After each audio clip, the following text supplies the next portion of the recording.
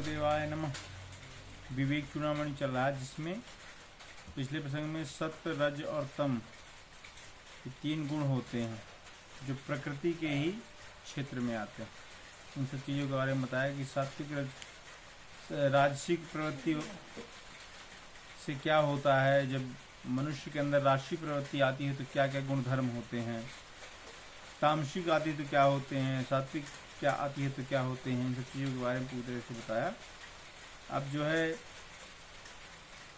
तीसरा शरीर होता है, पहला होता है स्थूल, सूक्ष्म, कारण, तीन शरीर होते हैं। तो कारण शरीर के बारे में आगे व्याख्या करेंगे। कहते हैं इस प्रकार तीनों गुणों के निरूपण से यह अव्यक्त का वर्णन हुआ, यही आत्मा का कारण शरीर है।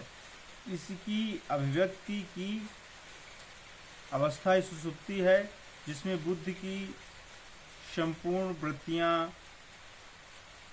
लीन हो जाती हैं। तो कारण शरीर मतलब अव्यक्त शरीर क्या होता है, लेकिन कारण सब चीज़ों का कारण होता है।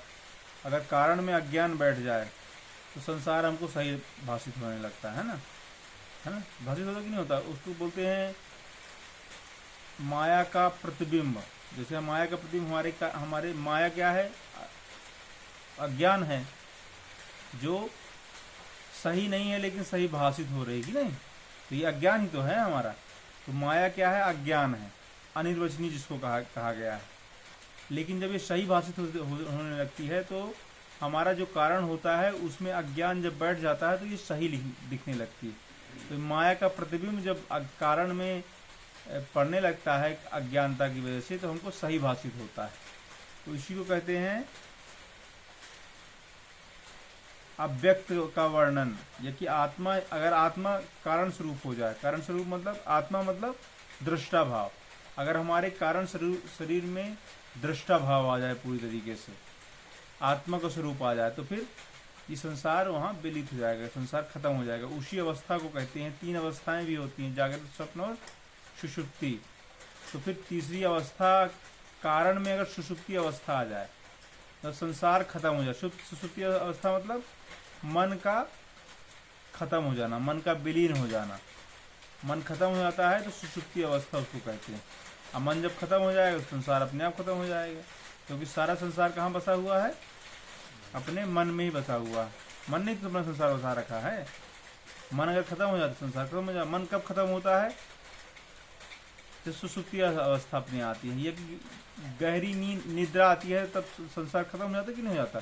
मान लो हम बहुत थके हुए, बहुत ज़्यादा थके हों और सो जाएं, तो कोई स्वप्न ना आए, जैसे सोए वैसे फट से सवेरा हो जाए, तो लगता है क्या था, पता ही नहीं चला कब सोए कब उठ गए।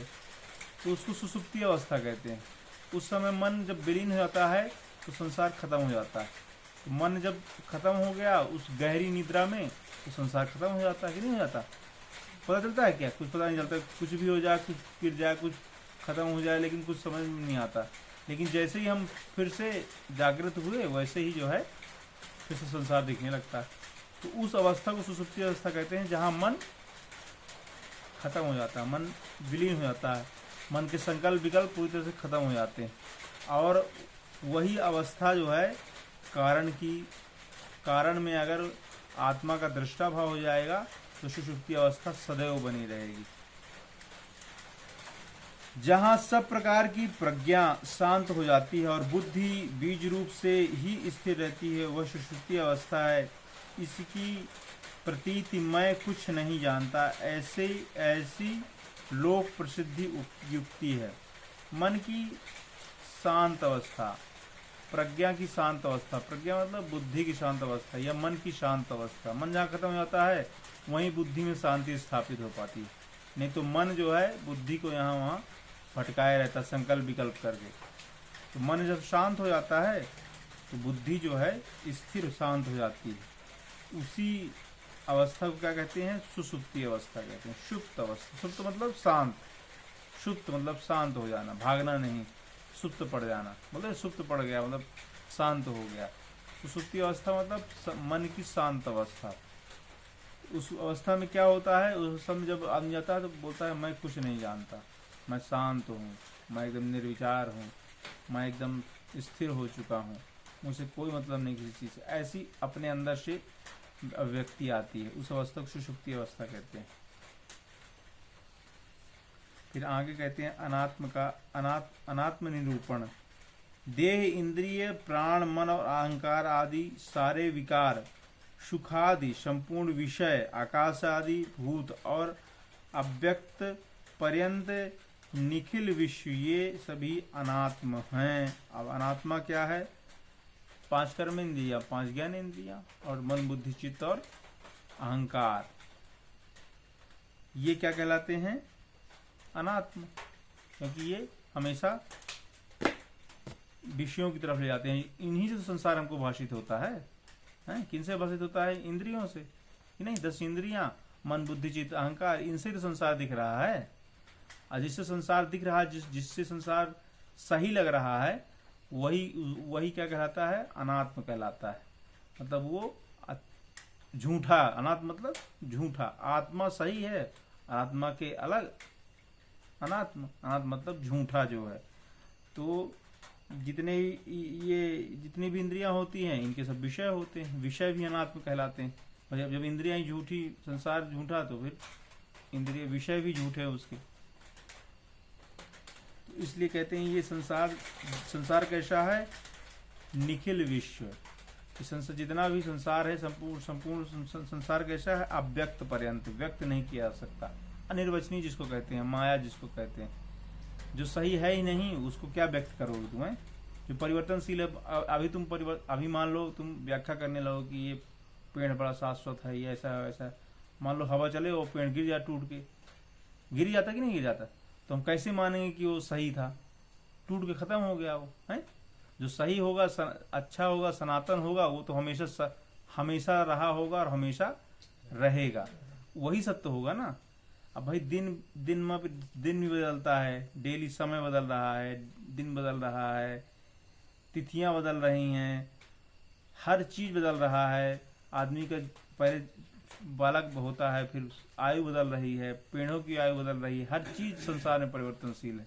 जब परिवर्तनशील है तो उसको हम कैसे व्यक्त कर सकते हैं भाई सही तरीके से, हैं? जितने भी विषय, जितने भी संसार में रिसर्च चल रही है, रिसर्च करते हैं साइंटिस्ट लोग, तो सब रिसर्च कोई पूर्ण आज तक नहीं हुई है, एक भी रिसर्च आज तक पूर्ण नहीं हुई है। सब रिसर्च जो है क्या है? प्रयोग चल रहे हैं। तो जो प्रयोग सबसे अच्छा माना जाता है उसको बोल देते हैं हाँ ये इसका सिद्धांत बन जाता है। तो जो प्रयोग अच्छा माना जाता है वो सिद्धांत बन जाता है। इसका मतलब ये नहीं कि वो प्रयोग पूरा हो गया। हो सकता है कि दूसरे दिन दूसरा वैज्ञानिक जो है उसको गलत सिद्ध कर दे और दूसरा प्रयोग दे दे। होता कि नहीं होता? तो ऐसे ही संसार में इतने रिसर्च चल रहे हैं, 24 घंटे जो है इतने अनुसंधान चल रहे हैं, तमाम लेबोरेटरीज बनी हुई हैं, लेकिन वहाँ किसी भी तरीके का रिसर्च अभी तक पूरा नहीं हुआ। जैसे मेडिकल साइंस बोलते हैं कि ये गोली खा लो तो बीमारी दूर हो जाती है। हो सकता है दूसरे दिन वो उसी गोली को गलत सिद्ध कर दें, कह रहे नहीं वो गोली मत खाना, नहीं मर जाओगे, उससे कैंसर हो जाता है। होती है ऐसी दवाइयाँ होती हैं, फिर उसको बैन कर दिया जाता कि नहीं वो दवाई मत खाओ, उसको खाने से कैंसर हो जाता है। तो इतने साल तक आदमी खाता रहा, फिर उसको तुरंत बैन कर दिया गया। मतलब फिर नई रिसर्च आ गई, फिर जो गोली आई है हो सकता है कि उसकी नई रिसर्च कुछ आ जाए। तो यहाँ कोई भी चीज पूरी नहीं होती है, कभी भी नहीं पूरी। आप एक विषय को लेकर के आदमी रिसर्च करता है, एक विषय में भी एक टॉपिक को लेकर रिसर्च करता है, पूरी पीएचडी हो जाती है ना। लेकिन दूसरा स्टूडेंट आएगा तो फिर उसी सब्जेक्ट में पीएचडी कर डालेगा, तीसरा आएगा फिर पीएचडी कर डालेगा। तो एक ही विषय पे मान लो आपने कोई भी एक ही टॉपिक ले लिया कि पानी पे हमको रिसर्च करनी है, ठीक है ना। तो जल पे कम से कम करोड़ों लोगों ने रिसर्च की होगी, एक नहीं करोड़ों लोगों ने पीएचडी की होगी जल शब्द पे, मात्र जल शब्द के करोड़ों लोगों ने पीएचडी की होगी। लेकिन अभी भी वो पूरा नहीं हुआ है। अभी भी नया कोई आएगा ना स्टूडेंट तो उसको रिसर्च करेगा। तो इस प्रकार से संसार जो है कभी पूरा नहीं होता, हमेशा परिवर्तनशील इसीलिए कहा जाता है, इसीलिए अव्यक्त कहा जाता है। इसको व्यक्त नहीं किया जा सकता, ये हमेशा चलता ही रहता है इसका। तो इसीलिए संसार जो अव्यक्त है वही अनात्म कहा जाता है, वही असत्य। अनात्म मतलब असत्य, अनात्म मतलब जो सही नहीं है। आत्मा ही सत्य है ना। आत्मा से इतर जो जितनी भी चीजें हैं वो कैसी हैं? अनात्म कही जाती हैं, गलत कही जाती हैं, झूठी कही जाती हैं, जो व्यक्त नहीं की जा सकती। माया और महतत्व से लेकर देह पर्यंत माया के संपूर्ण कार्यों को तू मरु मरीचिका के समान अशत और अनात्म ही जान। माया और माया का जो महत्व बताने वाली चीजें, जितनी भी चीजें, माया का महत्व कौन सी चीज बताती है? विषय, संसार, संसार और विषय। संसार है, और संसार क्या है? इंद्रियों का चारागाह है ना।